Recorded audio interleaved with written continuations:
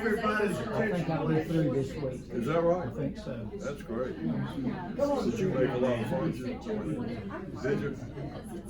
We'll give Carl a chance to get up. What's that, about 2 o'clock? So far.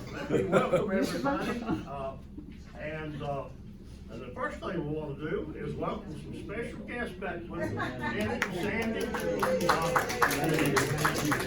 right out of Hawaii, one of the Hawaiian islands, and we're glad to have you folks back. Always come visit. And then I wanted to remind everybody that on the 14th, that's a week from this coming Friday, we have our Sunday school class cookout in the community room, and I've got it reserved. We eat at 5:30, so come in early and get things set up, and then we should be out of there by 8 o'clock or whatever. Where are your flags? It's Sir? flag day, where are your flags? Yeah.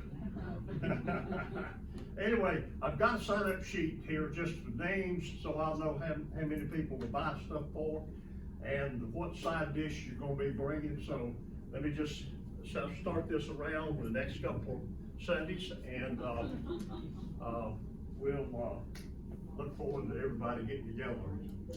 Do we have other announcements?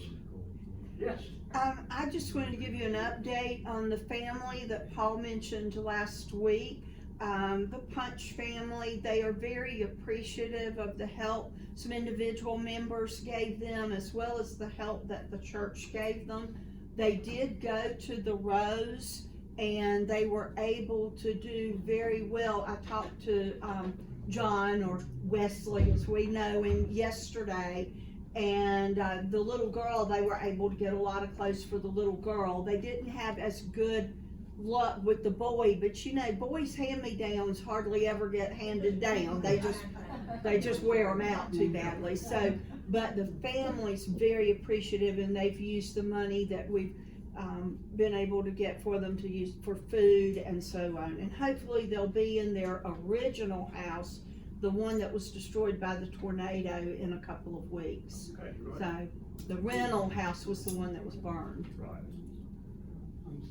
Other announcements? Hi. Yes, Sam. Okay, for those of you that have been in the class a long time, I'll report on Moses. And Moses was a young man in Africa, for the new people, that our class took on about 15 years ago, maybe 20. And at the time, he was going into high school, and in Africa, to go to school, you have to pay. And so his family had all died in the slums there in Nairobi. And so he was picked up by a Methodist minister and brought into this school, but as a young child. So to complete his middle school and high school education, he had to pay. And one of our sons happened to be over there and volunteered with this minister and took on this young kid. Our son was in college at the time, and so when he found out this young kid couldn't go to school unless somebody paid for him, he said, "I'll pay for him." Of course, then he being in college, he called us. And so we started paying for his middle school and then part of his high school. Then we came to the class because he wanted to continue in college. So he is now married, has 2 children. He is a social worker in Africa, and he is working on his doctorate. Wow. So y'all did good. the class did good. We paid for computers and college. So Fantastic. yeah. Okay, anything else? Yes? Ruth Ann Kaiser, Dan's mother, is out of the hospital, and I don't know that we knew all of the details, but she is now at Trinity Ridge. So, I sent a card to Dan because she was in the hospital, and at the time I didn't know if it was prior to Tyler. So, I'm gonna send one to her at Trinity Ridge. And then Margaret has suggested that I also send one to Cindy Powell. Cindy is not, was a class member long time ago. And is not on our roster now, but, she suggested that I send one to her, so I'll be sending one to her as well. All right, thanks. Well, Carl?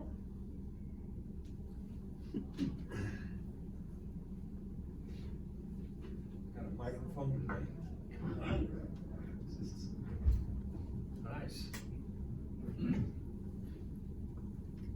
I've got room for all my notes here.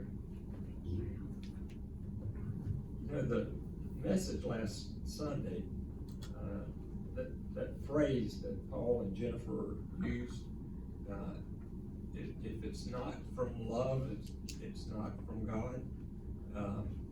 That's a pretty powerful statement. And I thought about that a lot this week, and I thought it was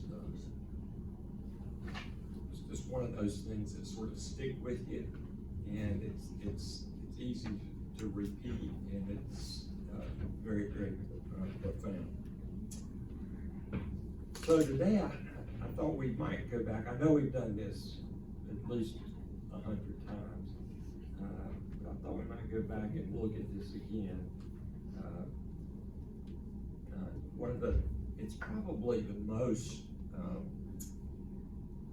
talked about parable that Jesus gave, and it's the parable of the prodigal son. And so I thought we would talk a little bit about that and see if we can figure out what in the world is going on here. The first thing I wanted to tell you was I heard this yesterday. I heard this yesterday. This boy was about 12 years old, and he decided he had a question he needed answered. So he went to his father first. He said, "Dad, where did we come from?" And he said, "Well, we came from Adam and Eve, and they had babies, and then those babies had babies, and that's the way we got here." And so he was, that was good, but he thought, I better go ask Mom, because she sometimes has better answers. And so he went out to his mother and he said, "Mom, where did we come from?" And she said, "Well, we evolved from monkeys and apes." And he said, "Oh, okay." And so he was really confused now. So he goes back to his father and he says, "Dad, why did you lie to me? Mom says that we came from monkeys and apes." And he looks at his son and says, "That's her side of the family."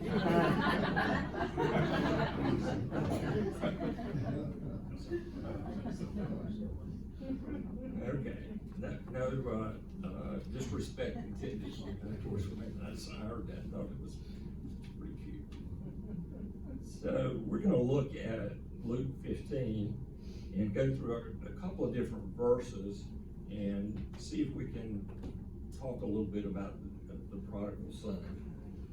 And even though parables are supposed to be simple and straightforward, it's amazing how often we read parables and then we have this puzzled look of like, I don't know if I'm sure what Jesus meant by this.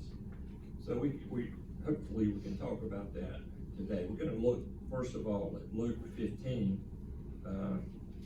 17 through 20.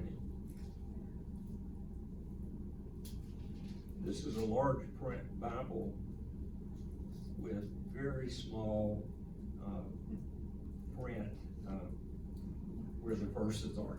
That's should have large, by the way. So 17 through 20.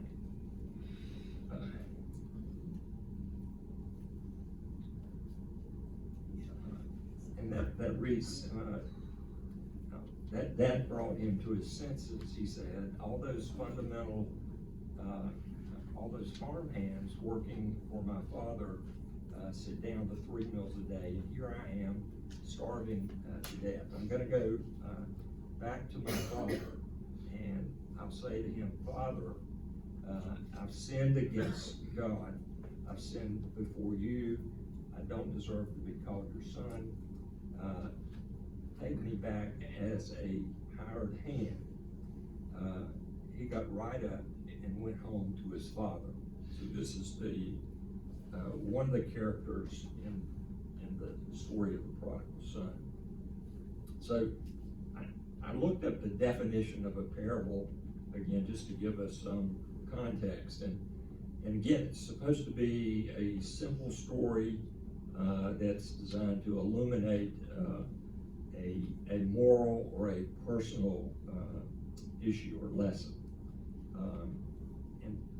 And so this parable looks at a number of people put into a difficult situation, and Jesus explains this and uses this parable to help people, everybody involved in the story, understand what their role is. So in this parable, the center of the parable, of course, is Jesus. We'll save him for last. But we have another central group of characters, the Pharisees. So the Pharisees are sort of following Jesus around. Why are they following him around? To catch him doing something wrong. So, yeah, they wanted to catch him breaking the Jewish law. Okay? So that's why they followed around, and they listened to everything that he said, and they probably wrote down everything that he said so that they could use that against him. So they were there, and Jesus was talking to a bunch of people that the Pharisees considered what all these people Jesus was talking to? Sinners. Okay. And specifically, one of them was a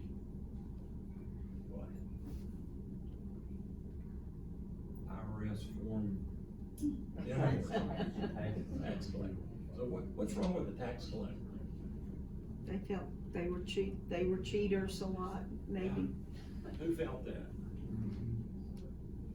Probably a lot like we do, the general people. The Jewish people. Historically, the tax collectors, the Jewish tax collectors would collect the tax that was owed to the Romans, coinage, and they would give a little bit more for themselves, so that the people felt that they were stealing from them. Sorry to interrupt. Go I'm ahead. Wes Bridges. I'm on the Staff Parish Committee. This is Sandy Holston. I don't know if you saw this week in the e-blast, there was a trip mentioned for Paul and Jennifer to London to visit John Wesley's home church. We're just going around kind of answering questions and making sure everyone saw it and just giving you more detail if you would like. So this is Sandy. I'll let him take it from here. Good morning. How many, just by show of hands, have seen the e-blast? Alright, so that makes my job a lot easier. I don't have as much ground to cover. What I am gonna do is to start on and share with you why we're doing this. What led me to do this for our pastors. The trip would serve as a thank you to both pastors for all they do for the church and for each one of us. And that's, I think, the primary reason. It would provide our pastors with the opportunity to visit the birthplace of Methodism and the church that they serve. It will allow them to study and reflect on John Wesley's teachings, visit the on-campus John Wesley Museum to learn more about him and his teachings. They can visit John Wesley's grave, and also his mother, Susanna, is buried on campus. Reaffirm their call to the Methodist Church. And the biggest one of all is to lead the worship service in the church that John Wesley has founded. One will get the opportunity to preach from the same pulpit that John Wesley preached from, and then some fun stuff that was outlined in the e-blast. So our next step is what? Raise money. Raise money, amen. So our next step is to raise the funds to make this trip possible. We need $16,000. That's to cover airline fares, accommodations, and a per diem amount of money per person, and the spouses are going too, to cover things like meals, to cover transportation, and to cover any miscellaneous expenses that they have. Our prayer is that you as an individual and as a class find this project worthy of your financial support. If you feel led to contribute, mark your contributions to go to the Pastor's UK Trip Fund. You will also find this same folder on the Church Center app. Also in the e-blast, there's a link to the Church Center app too, where that you can give. We already, as of last Friday, the e-blast went out, what, Wednesday? By Friday, we got $1,000 already contributed. There's one benefactor that has said that they would match dollar for dollar the first $2,000 that's contributed. So once we as a church raise that second $1,000, then those matching funds come in. We're at $4,000 and we're a quarter of the way there. And there's also one benefactor. We're gonna sit down tomorrow and try to get the airline tickets booked, but there's one benefactor that's given us enough frequent flyer miles on American Airlines for 2 tickets. So this is kind of neat. All of this, the support for this thing is quite amazing, and I'm blessed to be able to talk to a lot of different people and them to call me and say, hey, look, I'm in, here's what I can do. So any questions at all? Yes, ma'am. You mentioned accommodations, but they're staying free, aren't they, at the pastor's house? Is That what was the you said? original plan. We have That's some, original. I'll let him. Yeah, that was the original plan. It's a small parsonage. When we sent the dates over, and the dates are in September, I think it's the 16th to the 24th. We sent those dates over to Reverend Smith, who's the pastor that came here to speak. She has a Korean pastor and his family there. I don't know the size of that, and you take our 4 people, put them in a small parsonage. It's got 6 bedrooms. And 2 bathrooms. It wouldn't work. So we've already booked an Airbnb that's about 3/10 of a mile from the campus. Okay, and our hope is to book the airline tickets tomorrow. Good question. Yes, Ms. Beebe. It's not a question. You were a member of the church whenever his dad was here, Yes, ma'am. and the church bought him a van. Do you Yes, remember that? I do. And it was probably that much money back then to get him the van that we came up with. Yes, ma'am. So I think this is wonderful. Well, we're going out on faith. We've already booked the Airbnb, and we're gonna book the tickets tomorrow. If this is God's plan to send these 2 good people over there, we'll get the money. I guess as a staff parish is involved, a lot of times people are concerned, are we gonna have preachers here to cover?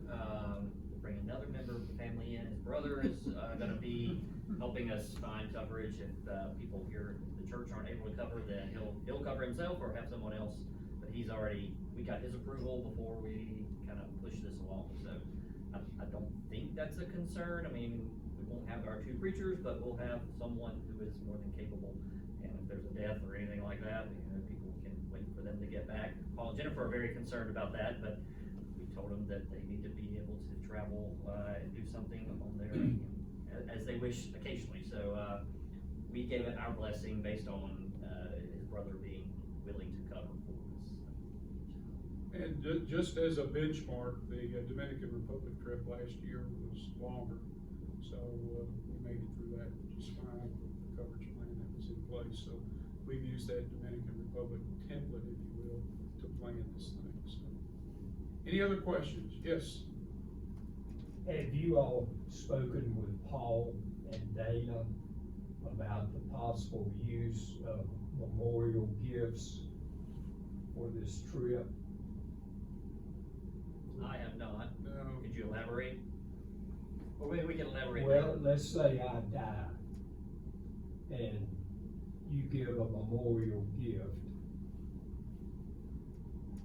I'm just saying, is that a possibility for that to be used for the trip? I guess if it was earmarked for the trip, I would guess it wouldn't be a problem. Well, I have not given that any thought. it could be earmarked as a memorial for that person, for the money to be used for the trip. And this The lady question- says, the I get it you question- can now, I'm honor sorry, Bill, somebody so- that way too. The Even a question living to person. Paul would be if that's possible. If folks are so led and you wanna put a memorial into someone, and the benefactor of that memorial be this trip, by all means, do that. That would be really cool. I agree with you, but I think it's better to run it by Paul. Yes, sir. And Dana, who would handle that. I will do that, I promise. Said you could Are you also gonna be in videotape? honor of somebody, Okay. not just a memorial, but an honorarium of a living person. Are you gonna videotape this? Been preaching? Everything? Uh, Cause that way you can share with everybody. Yeah. I thought about that, and that's a discussion I'll have to have with Jennifer and Paul. The only thing that I can promise you that Reverend Smith has promised me is John Wesley was a little bitty guy, okay? And when 6'4" Paul Christie gets behind it, that pulpit's gonna hit him somewhere about right here. And she's promised me a picture, but that's something that is yet to be defined. I do know that there are two couples, this is probably new information for you, this just hit me last night. There are two couples in the church that plan to go there just to see him preach. And that's kinda neat, okay? They're not gonna interfere with all the stuff that we got planned for Paul and Jennifer. So that's kinda neat. So that's something we'll have to sort out. And is there also a way that when anybody from the parish wants to come in and make announcements like you're doing, you can let us know in advance? So we don't interrupt the speakers that we have? Yes, I came in briefly before class, but yeah, that was, I apologize. If that's the worst mistake I've made today, I'm in good shape, but I appreciate the feedback. All right, thank you. Yep. My phone number is on the Church Center app. If there's questions that come up after this, feel free to give me a shout. Okay, let's trace the story back. We look just briefly at one part of the story, the story of the youngest son, who was the prodigal son. So let me read the whole story, sort of build this out for you. So, this is sometimes called the story of the lost son. Then he said, Jesus is saying this, there was once a man who had two sons. The younger said to his father, I want right now what's coming to me. So the father divided the property between them, older and younger son. It wasn't long before the younger son packed his bags and left for a distant country. There, undisciplined and dissipated, he wasted everything he had. After he had gone through all of his money, there was a bad famine all through that country, and he began to hurt. He signed on with a citizen there who assigned him to his fields to slop the pigs. He was so hungry, he would have eaten the corn cobs and the pig slop, but no one would give him the authority to do that. That brought him to his senses. This is the part we read before. He said, all those farmhands working for my father sit down to 3 meals a day, and here I am, I'm starving to death. I'm gonna go back to my father. I'll say to him, Father, I've sinned against God, I've sinned before you. I don't deserve to be called your son. Take me on as a hired hand. He got right up and went home. When he was still a long way off, his father saw him. His heart pounding, he ran out, embraced him, and kissed him. The son started his speech, Father, I've sinned against God. I've sinned before you. I don't deserve to be called your son ever again. But the father wasn't listening. He was calling to the servants, "Quick, bring a clean set of clothes and dress him. Put the family ring on his finger and sandals on his feet. Then get a grain-fed heifer and roast it. We're going to feast. We're going to have a wonderful time. My son is here, given up for dead and now alive. He's given up for lost and now he is found." And they began to have a wonderful time. Okay, there's more to this story, but tell me how you feel. 2 sons. What was the Jewish law on inheritance? Anybody know that? The elder son had it. Well, I looked that up because that's what I thought. But what I found was that the elder son got a double portion, and if there were any other sons, they got some. So there was some coming his way, and he did have some right to some inheritance. But the older son definitely was going to inherit the majority of the property. The reason being for that is the land was never to leave the family's ownership. Okay, and you can see that now, how important land is to what we're seeing in the Middle East and Israel now. It's very important. Okay, so how do you feel about this young man just picking up everything, taking off, being undisciplined, spending his money on all kinds of things, running out of money, having to work in the fields, slopping the holes? Cindy can tell you about that. Even he got so hungry that he would even eat the corn cobs that the pigs had left over.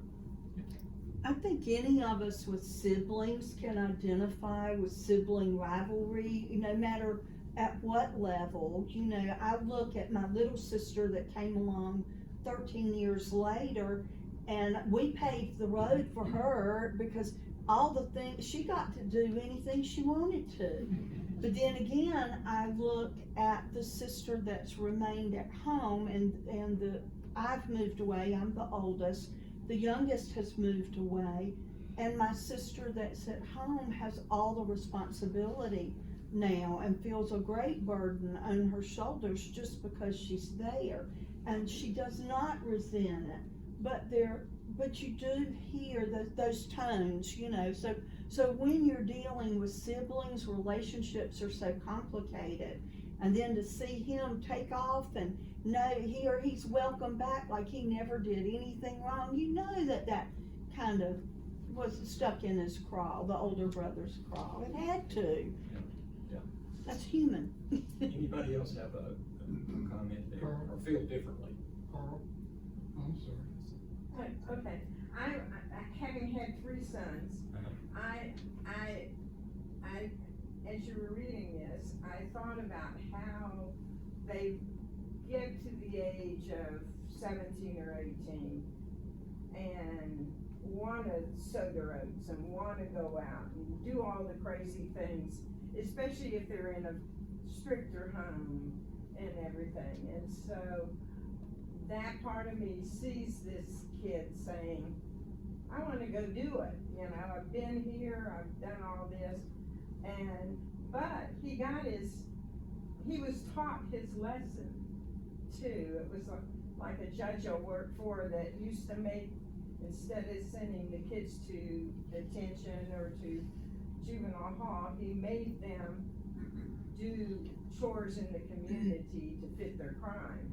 And that's sort of what happened with this young man. He sort of came back and said, hey, I Learned a lesson. learned my lesson. I'd like to know the rest of the story. I'd like to know what happened to him 5 years later. Yeah, I would do. That's a good point. Jesus doesn't elaborate that far ahead, although we do get a little bit from from the elder son. And we'll go over that. But you can get more inheritance after his father died, you know, is that, you know, we The don't know younger that. son, The one, the parent, the prodigal son, when he came back into the family, does he get another portion?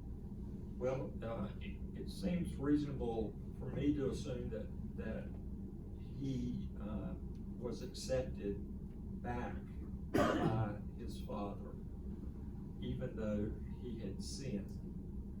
Okay. So yes, he might get. So, I mean, yeah, one would think that he would go back, he might not receive all the inheritance since he had already received part of that money, but he was accepted back into the family.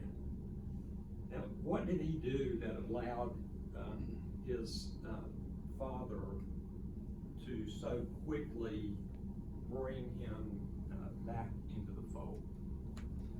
He admitted his wrongdoing. Okay. Call that, He apologized. in Christianity, we call that Confession. confession, repentance. Okay, so it wasn't like he came home and said, yeah, you know, I made a big mistake, but, I don't think it was too bad. I need to get back here and get working again. How about that, Bob? You wanna let me do that? He came back in a very, repentant, way, because he was a sinner. Okay, now who else in the story is a sinner?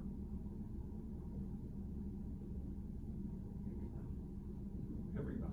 Yeah. Everybody. So even though he is different and done some really bad things, he's really not that different than everybody else in the story, because they're all sinners. We're all sinners. And so we have to accept that and be willing to confess and repent. So that's part of the story, is that I don't think the story would have had the significance that it has if he had not come back with a repentant heart. Okay, so what other sinners? We talked about the tax collectors and the sinners that Jesus was having meals with and teaching and brought them into his circle of friends. So those people are sinners as well. And the Pharisees were doing what all this time? They're looking over the shoulder, trying to find something where Jesus had broken the law. Okay, and according to Jewish law at that time, you were not supposed to interact with sinners. Okay, well, little did they know they would not have interacted with anybody. That they had to believe what Christ was teaching. So there were all sinners there, and the Pharisees were probably so judgmental that their sins were certainly equal to anything that this prodigal son did.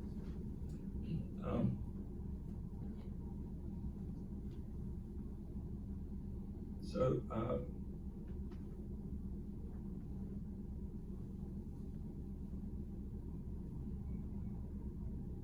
what do you think Jesus wanted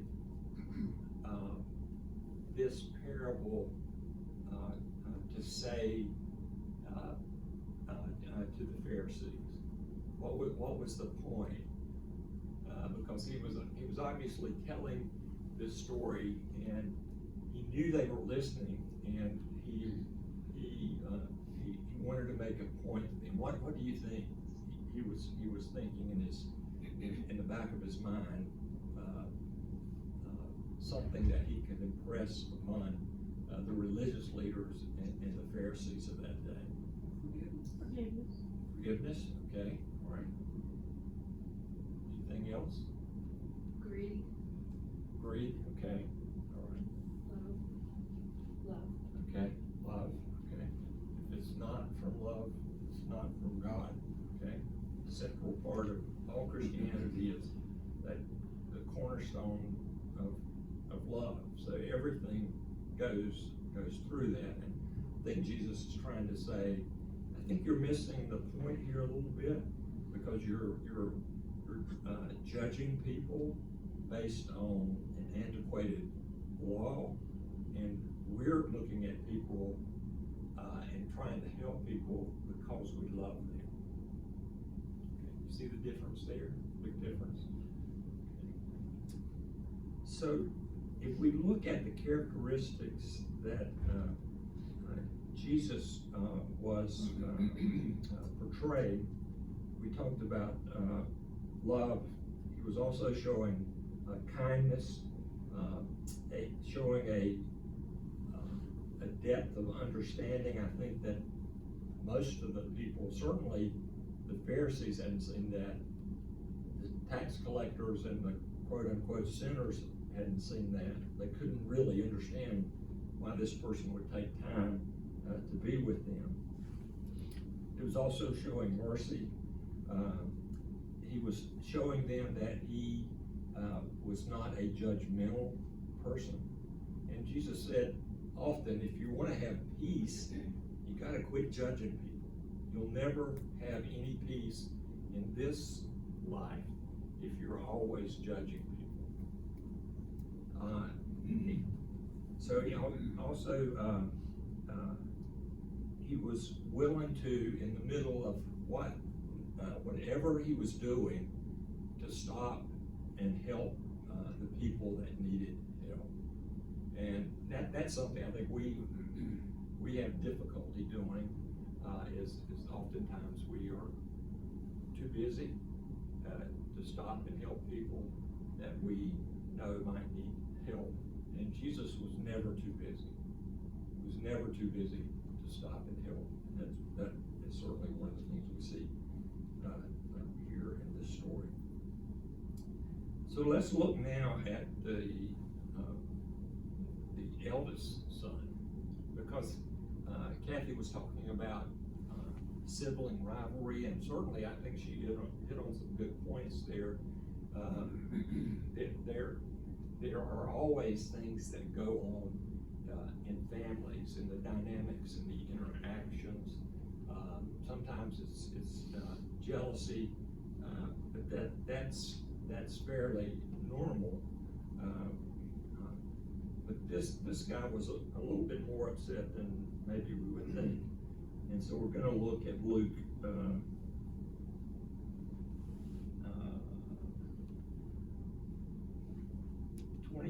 25 through 32. So all the time that the prodigal son was coming back and being re-accepted into the family, and the feast was being prepared, he got a new robe. I hope he got a bath.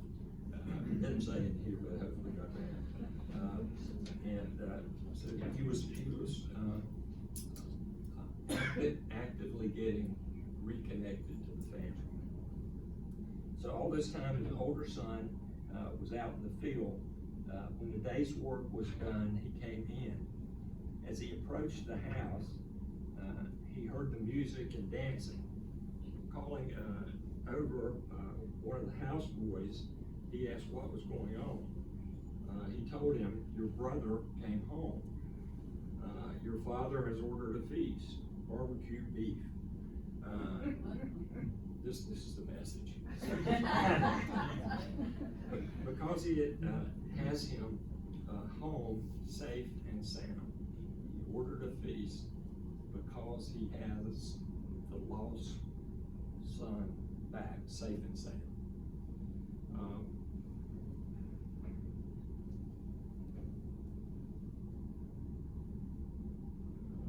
Okay. The older brother stalked off in an angry sulk and refused to join in. His father came out and tried to talk to him, but he wouldn't listen. the son said, look how many years I've stayed here, serving you, never giving you one moment of grief. But have you ever thrown a party for me and my friends? Then this son of yours who has thrown away your money on whores shows up and you go all out with a feast. And then the father said to the elder son, son, you don't understand. You're with me all the time, and everything that is mine is yours. But this is a wonderful time, and we need to celebrate. This brother of yours was dead, and now he's alive.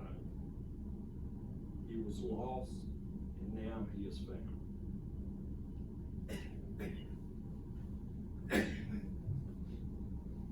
Is this where Paul Harvey picks it up now? And the rest of the story, I wish we had the rest of the story. We don't have much more of the story. We do have one verse of scripture that gives a little follow-up. Do you think there's some rationality to the elder son being angry? Do you understand that? Yes. And I think anybody that wasn't, or anybody that wasn't offended by that would probably, that would be an exception. Most all of us would be saying, hey, I've done everything we've asked, going out of my way to be a good son, and look what my brother did. He's been spending all your money and acting inappropriately, and you haven't ever given me a feast, and now you're giving him a feast for your. I could hear him thinking, you're rewarding bad behavior. So let me read Luke 18, 10 through 4.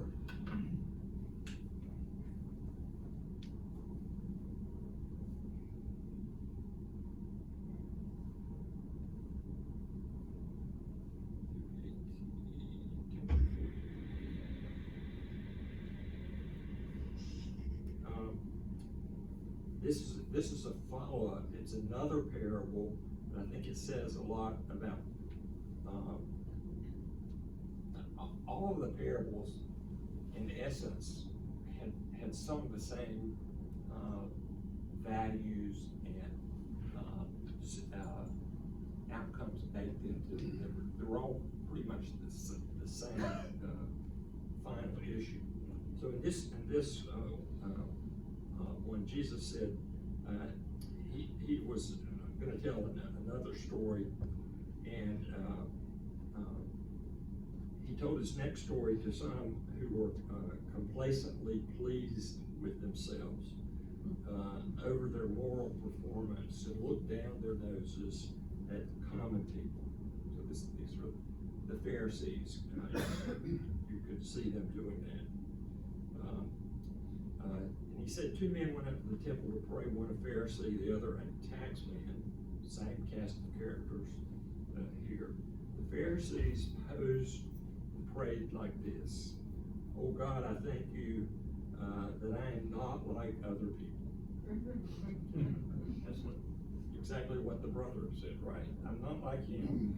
I did good, he did bad, and you're rewarding me. I'm not like robbers. I'm not a crook. I'm not an adulterer. Or heaven forbid, I'm not like this tax man. I fast twice a week, and I tithe on all my income. Meanwhile, the tax man, slumped in the shadows, his face in his hands, not daring to look up, said, God, give mercy, have mercy on me, forgive me, the sinner. And then Jesus commented and said, this tax man, not the other, the Pharisee, went home and made right with God. If you walk around with your nose in the air, you're going to end up flat on your face. The message again is modern English.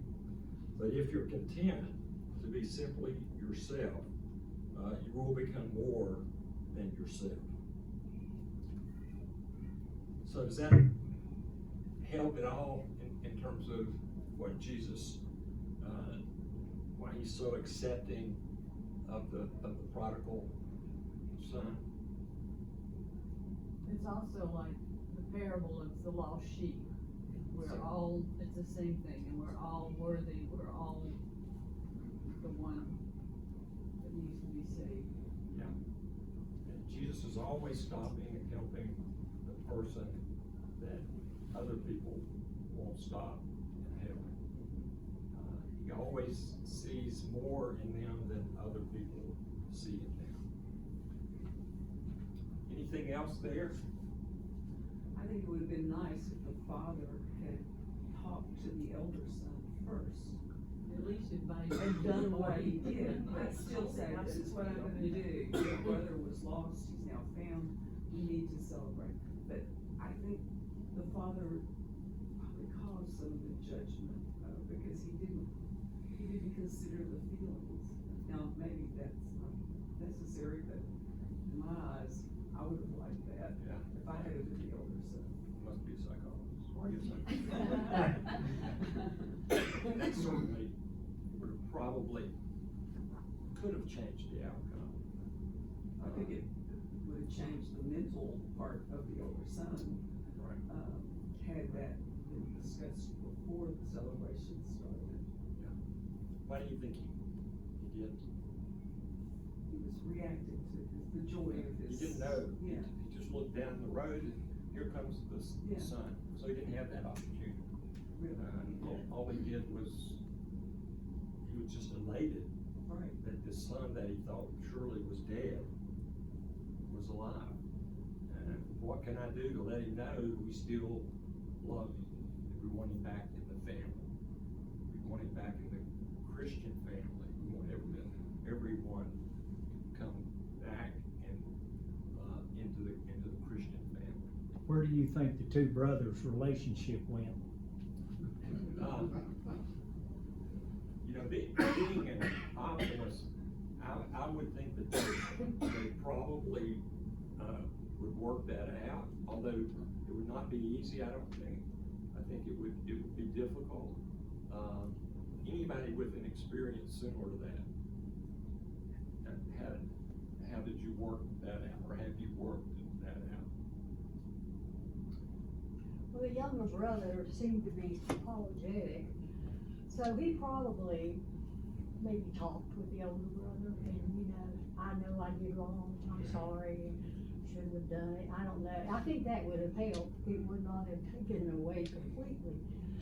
But I think anytime someone does show remorse, that for what they've done, I think that really helps. Well, and we are told by Jesus to forgive those people. Forgiveness is way up there on the list. Yeah, I would think that the same thing would happen. If I'm gonna be Paul Harvey, I would say that the younger brother would go back and say the same thing to his older brother that he said to his father. Forgive me, I realize what a stupid action I took. Not only did I take money that I shouldn't have wasted, but I put so much stress on my father and the family. Can you ever please forgive me? And I think if that's taken, that opportunity is taken, then I can see the family coming back together. If it's not taken, it won't. Let me ask you this question. Do you know any families where there's been a rift in the family and no one's willing to go to the other person and say, I'm sorry, we need to get our family back together, please forgive me? Anybody know that, or knows that someone who has said, I will never do that? I won't speak to them until they speak to me. that makes me feel pretty miserable just thinking about that. If you have someone that you really love, and you think that they're dead, and they come back and they're alive, I would think that at least, after some time had passed, that, I would be wanting to, mend that friendship, and bring it back together. We have people that have brothers and sisters, and they haven't spoken to them for 20 years.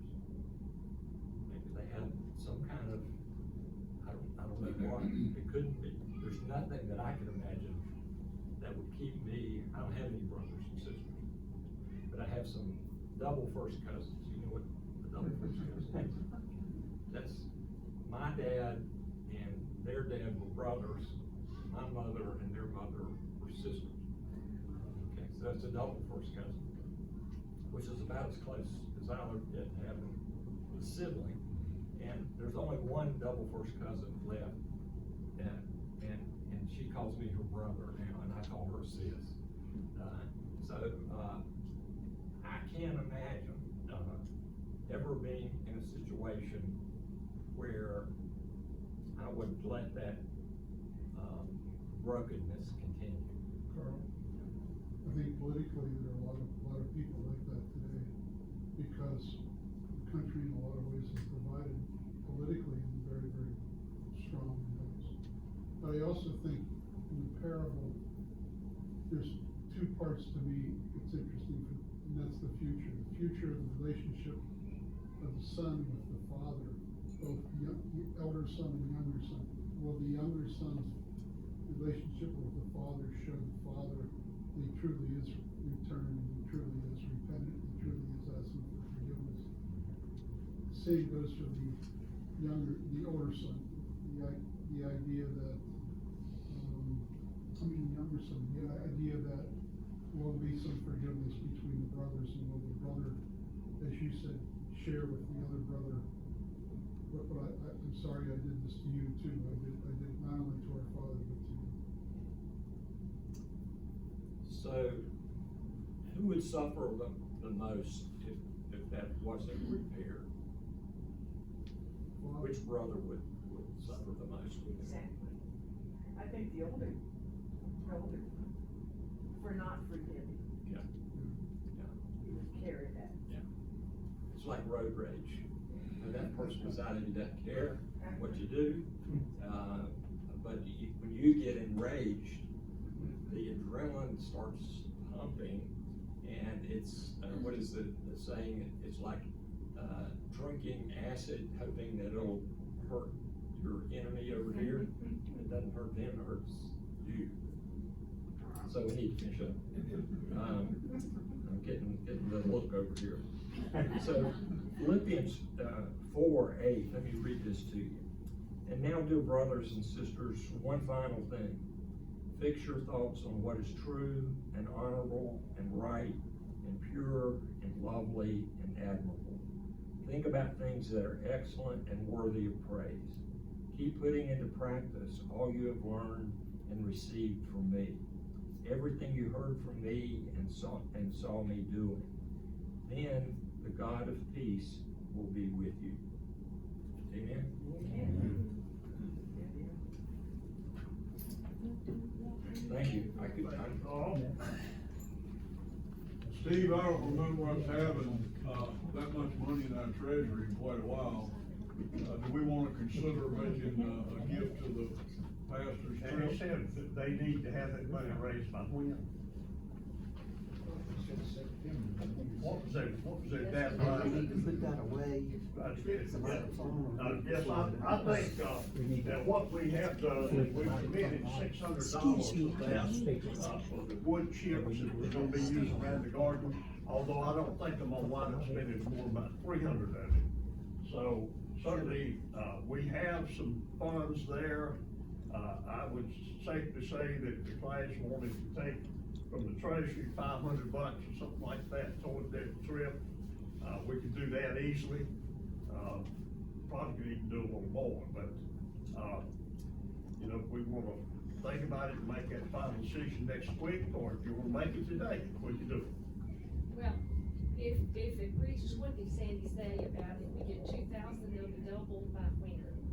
Right away. Right away, so maybe we ought to do it quicker.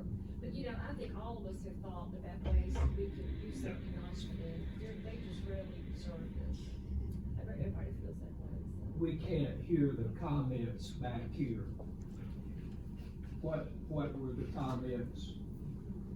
What were the comments? Yes, Oh, we he was can. just talking about our treasury, if we wanted to help raise some of the funding. You know, the question is, like you said, I honestly think we got about $2,300. The only thing we've got that we do historically is at Christmas when we support the family. And we'll have a little bit of expense for our cookouts, next week, but not much. So, Do this, since we're gonna make people late, if you're going to the. I know, 11 o'clock service, we Yeah. need to. Oh. All right, Pray on that this week and think about it, and then take the first 10 minutes of next week and make a decision. yeah, we can do that.